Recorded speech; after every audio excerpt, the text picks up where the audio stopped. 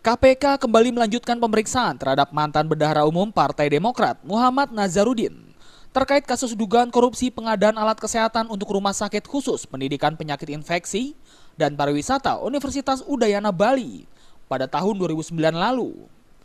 Pemeriksaan Nazar kali ini sama dengan pemeriksaan Selasa kemarin, yakni diperiksa sebagai saksi. Namun sebelum memasuki gedung KPK, Nazar sempat berkomentar terkait kasus ini.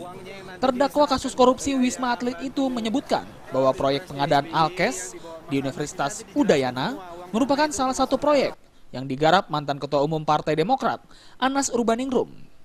Menurut Nazar, uang dari proyek tersebut mengalir untuk kampanye SBY sebagai presiden di Pilpres tahun 2009 lalu. Namun Nazar tidak menjelaskan berapa jumlah dana yang dialirkan untuk menyokong biaya kampanye SBY itu.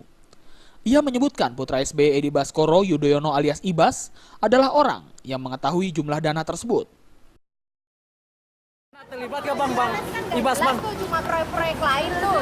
Iya, proyek Udayana ini termasuk proyek Mas Anas. Terus uangnya yang nanti diserahkan untuk biaya bantu Pilpresnya SBY yang dibawa Mas Anas ini nanti dijelaskan semua. Uang perma itu termasuk bantu Pilpres. Berapa itu kalau yang buat Udayana Mas? Dapat dari Udayana berapa? Nanti dijelaskan. Nanti dijelaskan ya. Nanti aja. Kalau Mas Ibas tahu semua. kalau Mas Dalam kasus pengadaan Alkes di Universitas Udayana ini, KPK telah menetapkan Kepala Biro Administrasi Umum dan Keuangan di Universitas Udayana Made Margawa, yang juga menjabat sebagai pejabat pembuat komitmen, dan Marisi Matondang selaku Direktur PT Mahkota Negara. Dari Jakarta, Ade Tata Permana melaporkan.